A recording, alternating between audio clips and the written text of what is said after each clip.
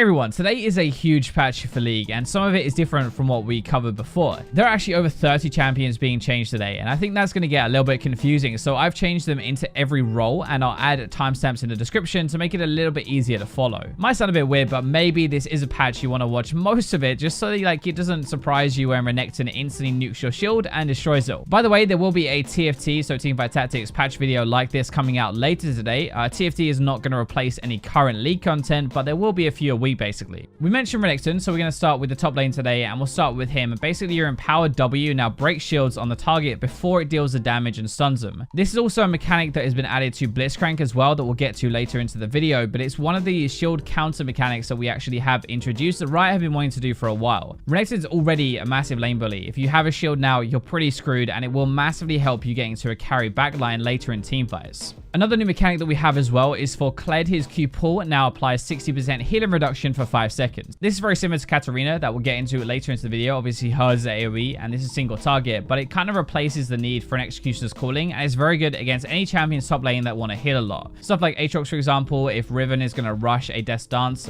even just Conqueror abusers actually at the same time. And remember, right now, our cap at healing reduction is 40%, and this is now 60. Next up, we have a new thing as well with Poppy. So right now in the game, very few champions have grounding, right? Where you can't flash or dash or anything like that. Well, they're actually adding it into Poppy, sort of. Everything is around your W, and now if you stop a champion from dashing or casting a movement ability, she's going to ground and slow them by 25% for 2 seconds. It's basically like saying if you manage to cancel an ability, they can't just instantly flash out or something. They are stuck there and they cannot move away. Next up, we have one of our reworks. So for Swain, his soul fragments now restore mana, and they permanently increase his maximum health. So the first part of it, the difference is it's going to drain all nearby enemies now. So this is when you first cast your ultimate, and then when you're going to explode afterwards, the damage is tied to your health drain. It's no longer changed by the soul fragments or anything else, and you can cast it immediately, but obviously it does way more damage if you stand in the middle of a team and drain everybody's health down. It's not quite like a Vigar or Nasus or something, but he will infinitely scale throughout the entire game now by gaining that bonus health. And also when he uses ultimate, by the way, you get extra health per soul fragment that you have, so the later you get, you will turn into a raid boss. Next up, we have a visual effect upgrade for Malphite. It's actually not as interesting as it sounds, honestly. It's kind of cool, but it just still looks like basically Malphite. The Q-Slow has been increased a little bit, and the slow duration has been decreased, but your W is different, so it empowers attacks on cast and cleaves in a cone, so it's basically like a Titanic Hydra. There are a few other things as well, like small quality of life stuff. He's going to look a bit different, obviously, in the games now, but he should be getting a small buff out of this, and it should work a lot better. We mentioned Aatrox earlier, where you could have like the healing reduction with Kled, for example, right? They are actually changing quite a lot about him. So, well, it's not like a lot of changes, but they're key changes. So his ultimate no longer revives. Even if you get the kill, the reset, whatever, you just don't have a revive. There's no revive mechanic on Aatrox anymore at all. To make up for it, the regen is basically being increased. So the amplified self-healing has been increased. The cooldown has also been decreased, so you can use it more often now. It's actually 20 seconds lower, but you won't be able to revive at all. It's basically because pro players use it as a dive mechanic, a snowball mechanic, and they want to get rid of that. So they are kind of compensating, but that is completely gone now. There is also a nerf for probably the strongest champion in the game at the moment, or one of them. So Mordekaiser is getting two things. His passive damage has been decreased, and also his E magic penetration decreased by 10%, actually rank 5. So it's going to 15 instead of 25%. This is pretty good, but it is just stat numbers coming down because he is too strong at the moment. So they're putting some power out of him, and he shouldn't be as top tier as he is right now. Now I'm actually going to put the pipe changes here as well, because it's interesting, but these are actually not really geared towards support at all. Remember, they did actually deliberately kill lane Pyke, right? And that was a purposeful thing. They're just going to buff it a little bit. So his E now stuns on champions, still does no damage to it though, by the way. The ultimate deals reduced damage to surviving enemies, so you actually have to get that execute. But the important thing is it now grants Pyke additional your cut gold as well if he's on his own. It's basically just pumping more gold into the game anyway for Pyke and giving you a reason to play it on your own. Or if you manage to solo kill somebody, you get way more gold now if you're playing as Pyke. Last up for top laners, we have some range champion nerfs. So we have Jace, Kennen, and Neeko. Most of them are stat changes, honestly, but like Jace's Q does a little bit less damage. Kennen's E gives him a little bit less attack speed. Neeko is quite interesting though, because her stats are going down, but actually her passive is no longer going to lose her disguise when basically attacking enemy champions. So let's move into our bot lane. And the first one, the only AD carry actually, which is kind of surprising, is to Jhin. So his W cooldown decreased and root duration increased. You don't just pick him for the damage anyway, right? You pick him because other AD carries cannot have the same setup and like fight initiation that Jhin can.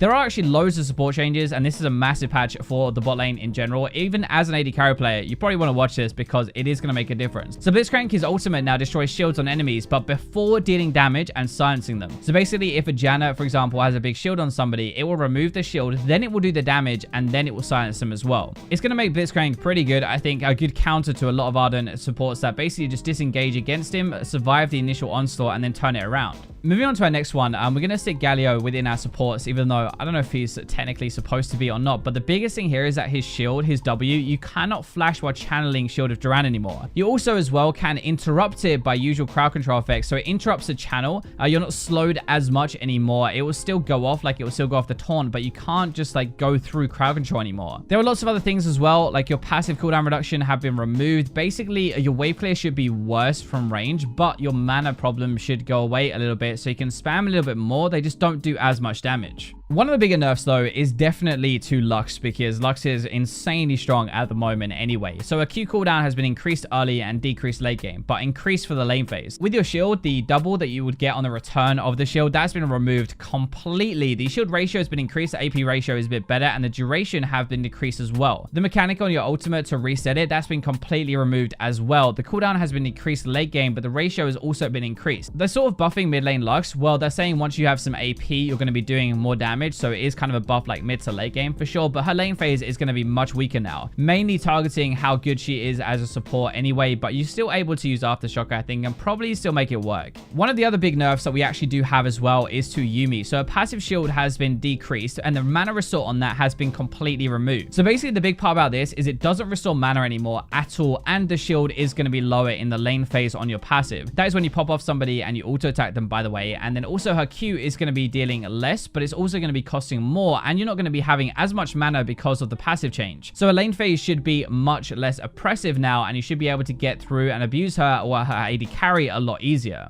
Next up, we have a relatively small one, I think, for Leona. So she now has a damage, like a flat damage reduction on her W, but the armor has been decreased and the magic resist have been decreased as well. And also her ultimate no longer empowers basic attacks. So her damage is going to be a little bit down. It should block a bit more damage probably early because of the flat amount.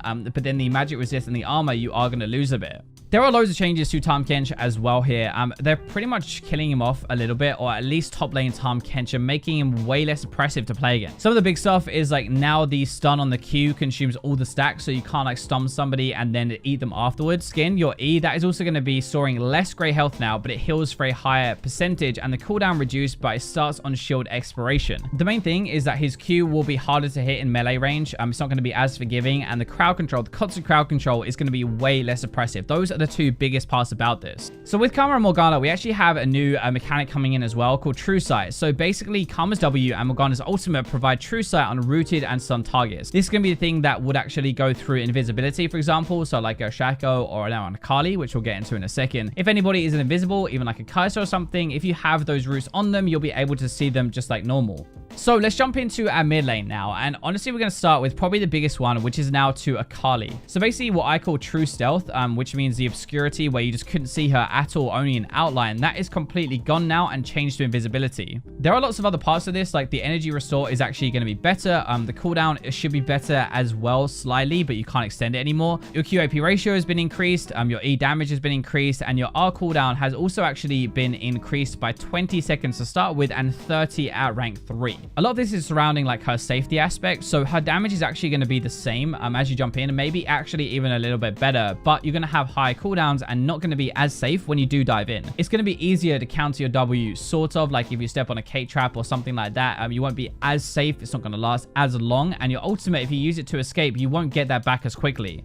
Next up, we're going to look at our two mid laners that have like some anti-mobility changes coming through. So like Ari's Charm, for example, now cancels in progress dashes again. Something like a Lucian, for example, if he dashes away, you'll cancel it and bring them closer. The bonus damage duration is going to last a little bit longer, but that's going to be the first side. And then the second side is the Cassiopeia. So your W minimum cast range has been removed completely. This is your miasma. This is the thing that grounds, by the way. And I can't say how insane this is. If somebody is on top of you, you can actually instantly ground them. The maximum cast range has been decreased to compensate. The cooldown cooldown has been increased early to compensate as well, but it's actually decreased late game. The other thing as well with this is that your Twin Fang is going to be made a little bit better as you rank it up a bit more. So the healing has been increased, but it's now reduced as well when poisoning minions and small monsters. The heal is actually going up, by the way, to 25% of her ability power, which I think is absolutely crazy. And another part as well is that she can now buffer her ability cast. It's going to make Cassio way better this patch, like 100%, because any kind of assassin or any jungler or whatever who jumps on top of Cassiopeia, she can now instantly ground them and just start to run away.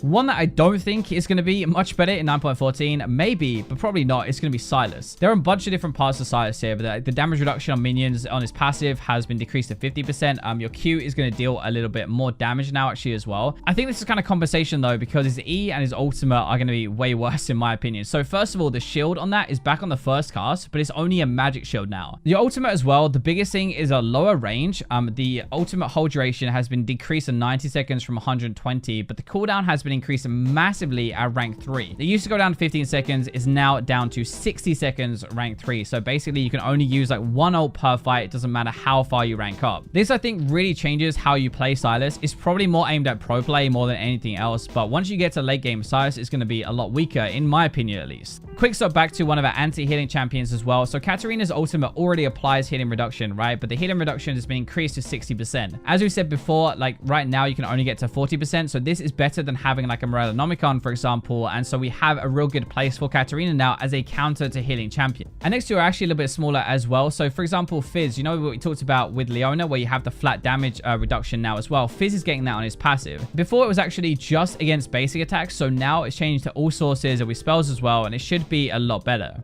LeBlanc is also getting the True Sight thing added onto her chain, so it now provides True Sight on rooted targets. Same thing as Karma and Morgana as well, so when she roots somebody, she will be able to follow up properly, and even if they stealth after the root like it's going to land or something, you'll still be able to see them and combo them properly. There are a few other things that we have as well to round out this patch today. Morellian Soul, his Q max stun duration and radius growth per second have been increased. His E max movement speed now scales with levels as well, and the description on this is actually pretty funny because basically they're saying that making like a really big star is kind of trolling right now in the game because it's actually not good for you. So what they're trying to do is make that, like, if you build a really big star, that's actually going to be a really good thing now on Aurelion. So one thing that is kind of interesting is Diana was overbuffed in 9.13. I just literally did a video about it yesterday, so it feels a little bit bad. But she is getting a few nerfs in this patch. Her passive and her ultimate have been bug fixed, so they won't do accidental double damage, apparently. Her Q arc speed has been decreased again, and W costs a little bit more rank 5. The good thing is that it shouldn't really mess her up too much in the lane phase, which is where her power is right now anyway. It's just going to kind of reduce her late game presence, I guess, unless you miss your Q. That is the biggest thing out of all of this. It's going to be a little bit hard to hit it. The last change today is moving into our jungle. So we actually only have one for junglers, and it's not honestly that big either. Nidalee's Cougar form, the E-based magic damage increased by 10. They're apparently giving her a little bit of tiny all-in help and jungle clear speed without impacting her already very strong range abilities. Kind of makes sense. They want to reward you for jumping in, but I actually think Nidalee's really good right now if you're a good player and you're good with Nidalee. This was honestly a massive patch. I'm not really sure where it came from either because I thought, right, we're going to stop doing this. But hopefully you guys enjoyed the video and I kind of like followed it at least, and I'm not too confused by the end of it. Thank you for watching until the very end. Make sure you like the video if you did, dislike it if you didn't. But for now, I will leave you with